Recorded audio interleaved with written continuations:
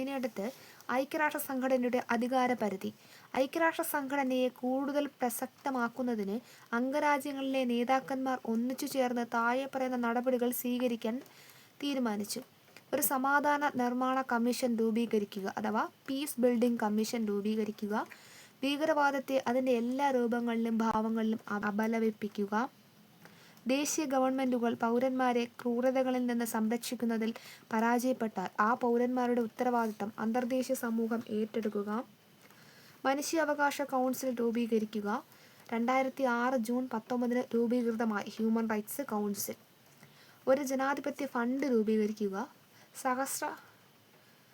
സഹസ്രാബ്ദ വികസന ലക്ഷ്യങ്ങൾ നേടിയെടുക്കുന്നതിൽ ഉടമ്പടികൾ ഉണ്ടാക്കുക.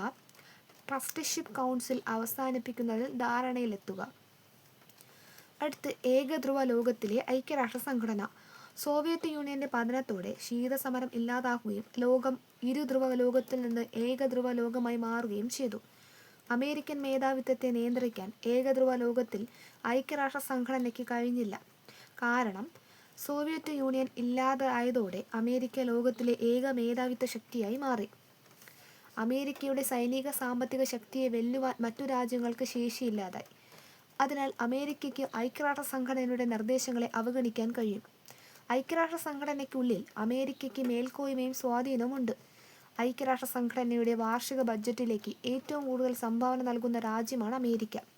ഐക്യരാഷ്ട്ര സംഘടനയിലെ ഉദ്യോഗസ്ഥ വൃന്ദത്തിലെ ഏറിയ പങ്കും അമേരിക്കയിൽ നിന്നാണ്. ഏറ്റവും അധികാരമുള്ള സ്ഥിരാംഗങ്ങളിൽ ഒരു രാജ്യമാണ് അമേരിക്ക. തങ്ങളുടെ താൽപ്പര്യങ്ങൾ സംരക്ഷിക്കുന്നതിനുള്ള ഒരു ഉപകരണമായാണ് അമേരിക്ക ഐക്യരാഷ്ട്ര സംഘടനയെ കാണുന്നത്. ഇതിൻ്റെ അടുത്ത് ഐക്യരാഷ്ട്ര സംഘടനയുടെ പ്രസക്തി. ഐക്യരാഷ്ട്ര സംഘടന കുറ്റമറ്റ സംഘടനയല്ലെങ്കിലും ഈ സംഘടന ഇല്ലാത്ത ലോകം കൂടുതൽ മോശമായിരിക്കുമെന്നതിൽ തർക്കമില്ല.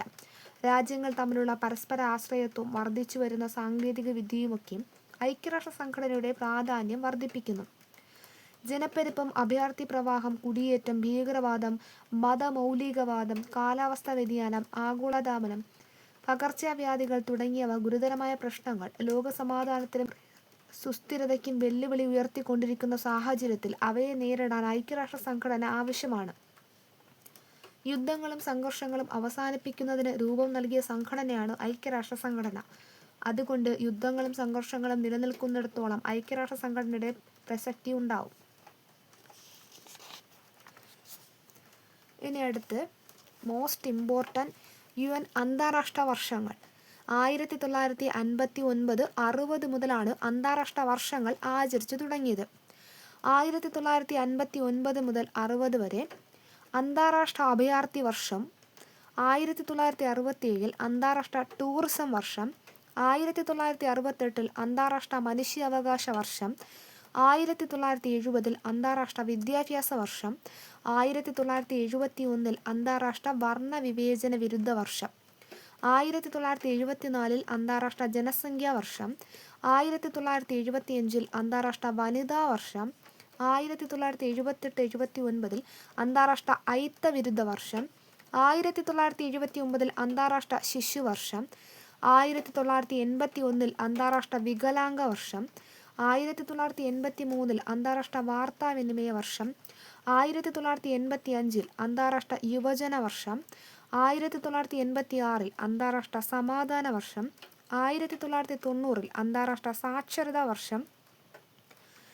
1992 അന്താരാഷ്ട്ര ബഹിരാകാശ വർഷം, 1994 അന്താരാഷ്ട്ര കുടുംബ വർഷം, അന്താരാഷ്ട്ര ഒളിമ്പിക് കായിക വർഷം, 1996 അന്താരാഷ്ട്ര ദാരിദ്ര്യ നിർമ്മാർജ്ജന വർഷം, 1998 അന്താരാഷ്ട്ര സമുദ്ര വർഷം, 1999 അന്താരാഷ്ട്ര വയോജന വർഷം,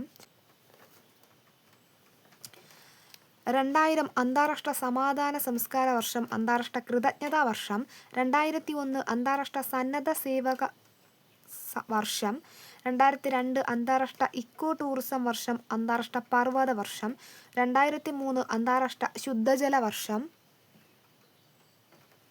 2004 അന്താരാഷ്ട്ര നെല്ല് വർഷം, 2005 അന്താരാഷ്ട്ര മൈക്രോ ക്രെഡിറ്റ് വർഷം, അന്താരാഷ്ട്ര ഭൗതിക ശാസ്ത്ര വർഷം, അന്താരാഷ്ട്ര സ്പോർട്സ് ആൻഡ് ഫിസിക്കൽ എഡ്യൂക്കേഷൻ വർഷം, 2006 അന്താരാഷ്ട്ര മരുഭൂമി മരുവൽക്കരണ നിരോധന വർഷം, 2007 2008 അന്താരാഷ്ട്ര ധ്രുവ വർഷം.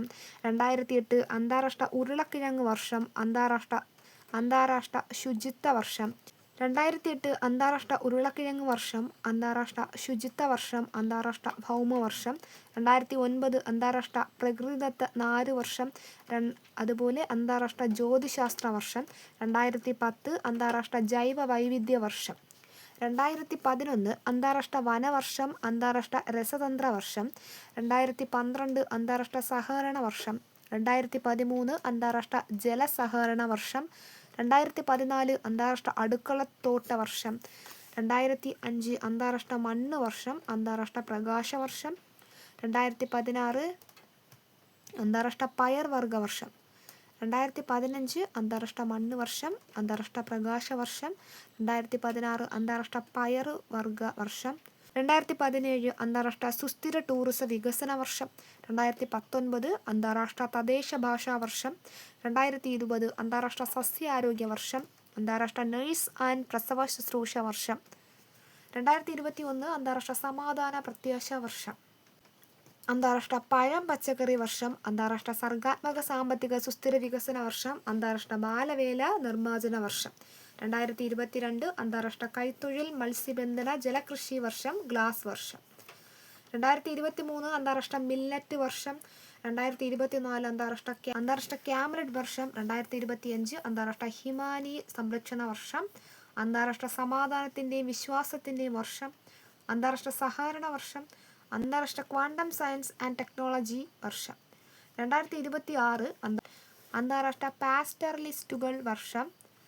അന്താരാഷ്ട്ര റേഞ്ച് ലാൻഡ് വർഷം. അന്താരാഷ്ട്ര സുസ്ഥിര വികസന വോളണ്ടിയർ വർഷം. അന്താരാഷ്ട്ര വനിതാ കർഷക വർഷം. 2027 അന്താരാഷ്ട്ര സുസ്ഥിര പ്രതിരോധ ടൂറിസം വർഷം. 2029 അന്താരാഷ്ട്ര ഛിന്നഗ്രഹ ബോധവൽക്കരണ പ്ലാനറ്ററി ഡിഫൻസ് വർഷം.